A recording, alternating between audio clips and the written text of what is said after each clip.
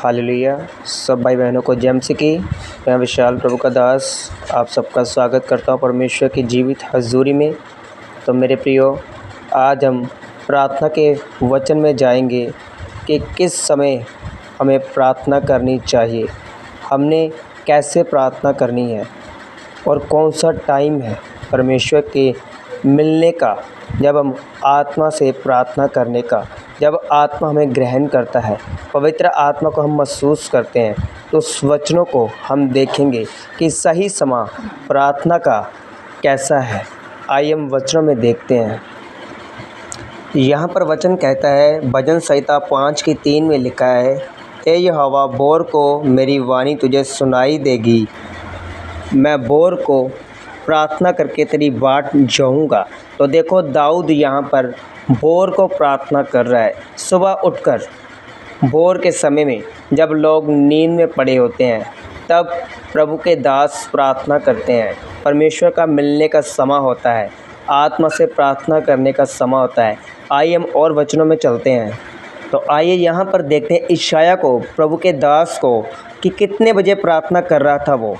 यहाँ पर लिखा है, यशायाह की पुस्तक 50 की उसकी 4 आयत में लिखा है, प्रभु यहोवा ने मुझे सीखने वाली की जीभ दी है कि मैं थके हुओं को अपने वचन के द्वारा संभालना जानूं।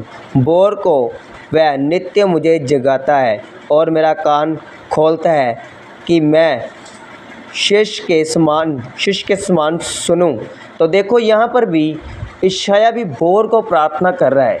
भोर का समय कितने बजे का है? दूसरा पहर है, 12 बजे से लेकर 3 बजे तक।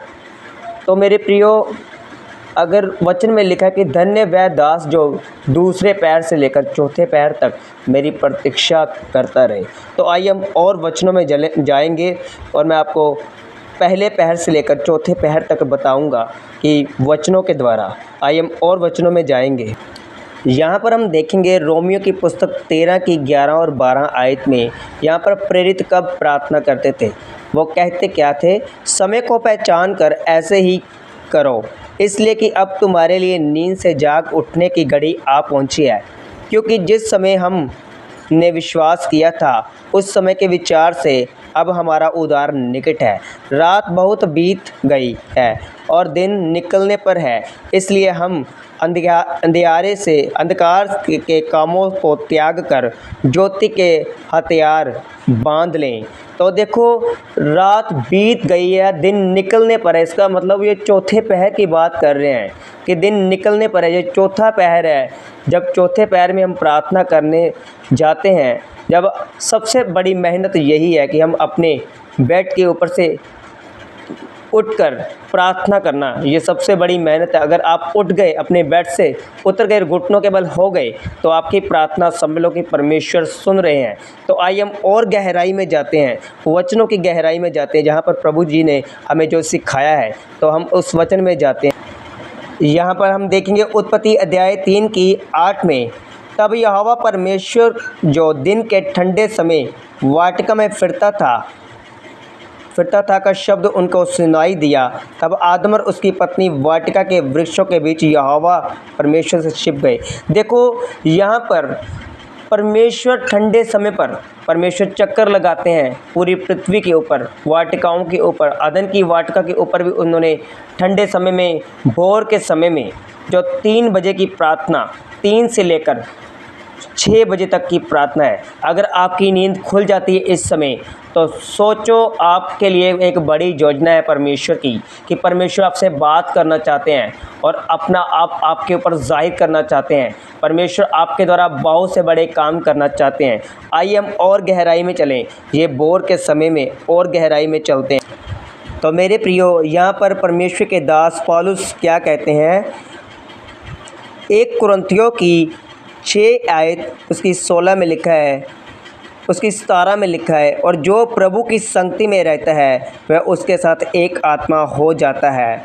तो मेरे प्रियो, अगर हम अपने नींद से जाग उठें तो परमेश्वर से प्रार्थना करें तो हम परमेश्वर के साथ एक आत्मा हो जाएंगे।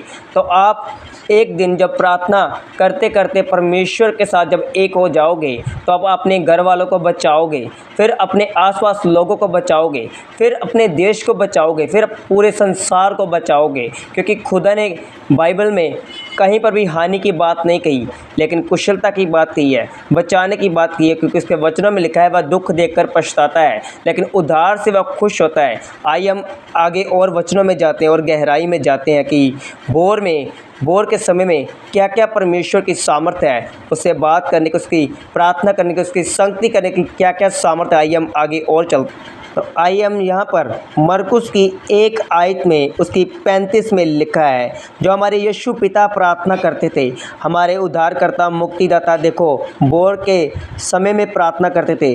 भोर को दिन निकलने से बहुत पहले वह उठकर निकला और एक जंगली स्थान में गया और वहाँ प्रार्थना करने लगा। तो मेरे प्रियो, भोर के समय एकांत जगह पर, जहाँ पर आपको कोई डिस्टर्ब करने वाला ना हो, सब कुछ छोड़ दो, प्रथम स्थान परमेश्वर को दो, तब परमेश्वर आपकी प्रार्थना सुनेगा। और भोर के समय जब आप प्रार्थना करोगे तो मेरा ये विश्वास है और बाइबल भी यही कहती है कि भोर के समय आप प्रार्थना करो तो आपकी प्रार्थना कभी भी व्यर्थ ना जाएगी। तो मेरे प्रिय, आगे और वचनों में जाते हैं हम। और मत्ती 14 आयत की 25 में लिखा है, और यीशु रात के चौथे पहर झील पर चलते हुए उसके पास आया। देखो, परमेश्वर भी ठंडे समय चौथे पहर पर आदम के पास आया। तो प्रभु यीशु मसीह भी अपने चेलों के पास जब पानी के ऊपर चलते थे तभी आए उसके पास। जब नाव पर चढ़ना था परमेश्वर ने, प्रभु यीशु मसीह ने, तो वो चौथे पहर ही पानी के ऊपर चलते आए। तो मेरे प्रियो, मैं आपको बताता हूँ कि पहला पहर है जो रात का पहला, शाम का पहला पहर, देखो पूरे दिन का शाम 6 बजे से रात 9 बजे तक पहला पहर है। और दूसरा पहर है, और रात का दूसरा पहर है रात 9 बजे